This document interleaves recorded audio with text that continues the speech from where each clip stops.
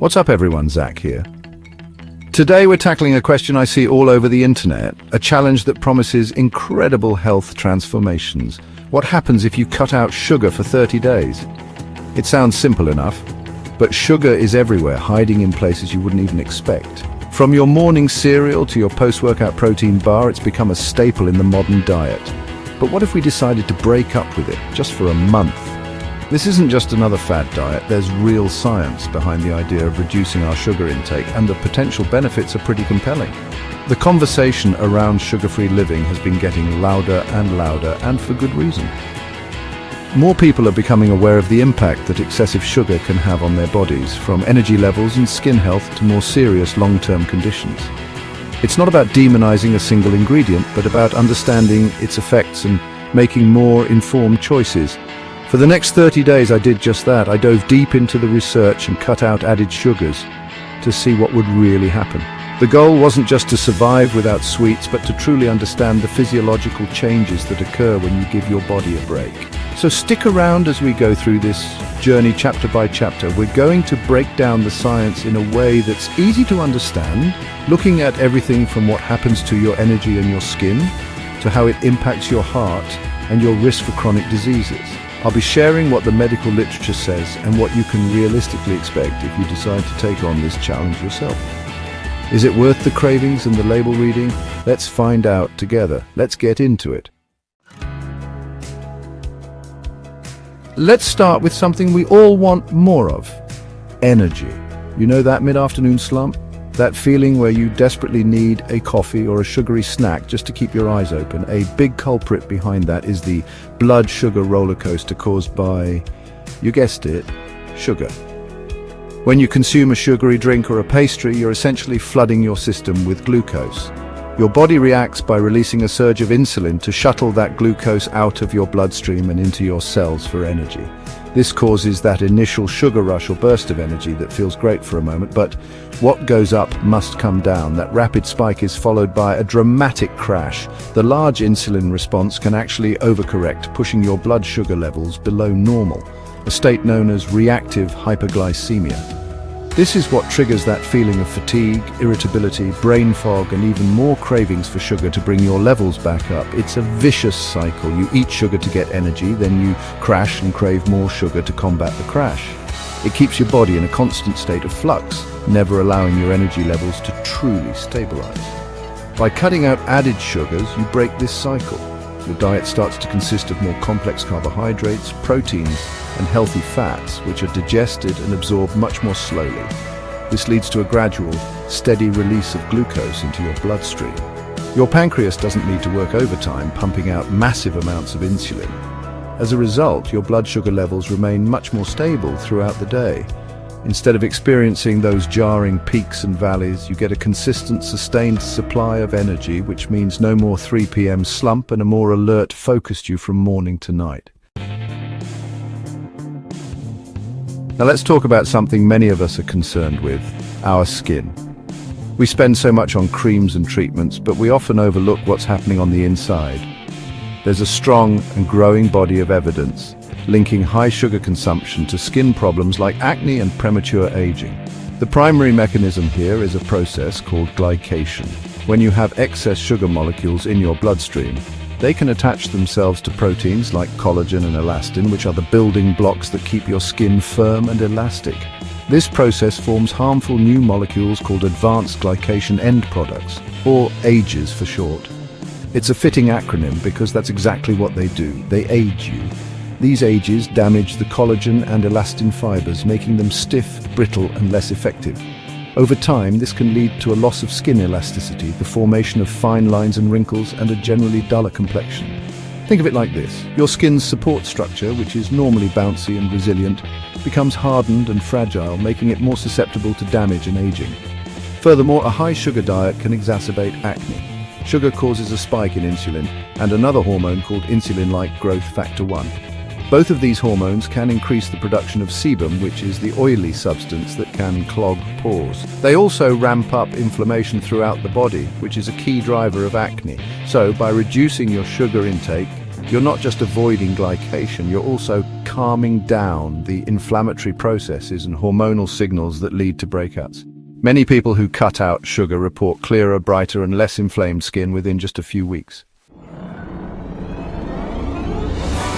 One of the most talked about benefits of cutting sugar is, of course, weight loss, and it makes perfect sense when you break it down. First, there's the simple math of calories. Sugary foods and drinks are often empty calories, meaning they provide a lot of energy, but very little nutritional value in terms of vitamins, minerals, or fiber.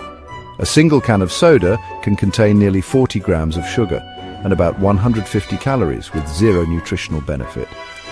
These calories add up incredibly fast, and because they don't make you feel full, it's easy to consume them in large quantities without even realizing it.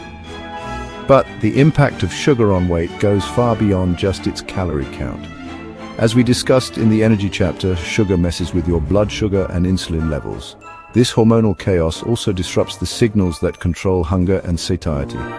The sharp drop in blood sugar after a sugar spike can trigger intense hunger and cravings, specifically for more high-sugar, high-carb foods. It's a biological drive to get your blood sugar back up quickly.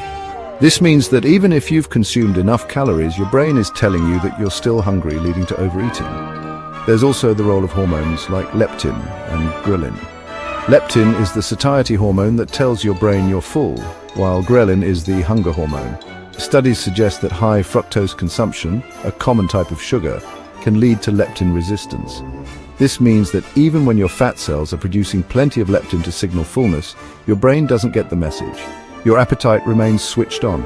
By cutting out sugar, you reduce your empty calorie intake, stabilize your blood sugar to control cravings, and help resensitize your body to its natural hunger and fullness cues, making weight management much more achievable. While we often associate heart disease with saturated fats and cholesterol, emerging research points a very strong finger at sugar as a major contributor to poor cardiovascular health. A diet high in added sugars can negatively impact your heart in several ways. One of the most direct links is its effect on your triglycerides. High sugar intake, particularly fructose, prompts the liver to produce more triglycerides, which are a type of fat found in your blood. High levels of triglycerides can contribute to the hardening of the arteries or thickening of the artery walls, a condition known as atherosclerosis. This process increases your risk of stroke, heart attack, and heart disease, but it doesn't stop there. Excessive sugar consumption has also been shown to lower levels of HDL cholesterol, which is the good cholesterol. HDL cholesterol's job is to act like a scavenger, removing bad LDL cholesterol from your arteries and transporting it back to the liver to be processed. When your HDL levels are low, this cleanup process is less efficient, allowing more LDL cholesterol to build up and form plaques in your arteries, further contributing to atherosclerosis. On top of all that, high sugar diets are strongly linked to high blood pressure. While the exact mechanisms are still being studied, it's thought that high insulin levels can cause your artery walls to become less flexible and can cause your body to retain more sodium and water, both of which increase blood pressure. A major study published in JAMA Internal Medicine found that participants who got 25% or more of their daily calories from sugar were more than twice as likely to die from heart disease as those whose diets included less than 10% added sugar. Cutting sugar can help lower triglycerides, potentially raise HDL, and reduce blood pressure, a trifecta of benefits for your heart. Finally, let's discuss one of the most significant long-term benefits of reducing sugar: lowering your risk of developing type 2 diabetes. This disease is characterized by the body's inability to properly use insulin, leading to high blood sugar levels. While genetics and other lifestyle factors play a role, a diet high in added sugars is a major modifiable risk factor. When you consistently consume large amounts of sugar, you force your pancreas to work in overdrive, constantly pumping out insulin to manage the glucose load in your blood. Over time, your body's cells can become less responsive to insulin signals. This is a condition known as insulin resistance. It's like your cells are tuning out the constant shouting from insulin. To compensate, your pancreas has to produce even more insulin to get the job done. For a while, this might work, but eventually, the pancreas can't keep up with the demand. At this point, blood sugar levels start to rise uncontrollably, first leading to prediabetes and eventually, if left unchecked, progressing to full-blown type 2 diabetes. Cutting out added sugar gives your system a much-needed break. It allows your insulin levels to come down and can help improve your cell's sensitivity to insulin. This is a crucial step in preventing, and in some cases even reversing, insulin resistance. By stabilizing your blood sugar and reducing the constant demand on your pancreas, you are directly addressing the root metabolic dysfunction that leads to type 2 diabetes. Furthermore, since high sugar intake contributes to obesity, which is itself a primary risk factor for diabetes, kicking the sugar habit attacks the problem from two different angles, significantly reducing your future risk. So, after 30 days and a deep dive into the science, what's the verdict? The sweet truth is that reducing your added sugar intake offers a powerful cascade of benefits. From the very first few days, you might notice more stable energy levels, freeing you from that afternoon slump. As the weeks go on, you could see clearer skin, a drop on the scale as cravings subside, and you'll be making profound, unseen improvements to your long-term health.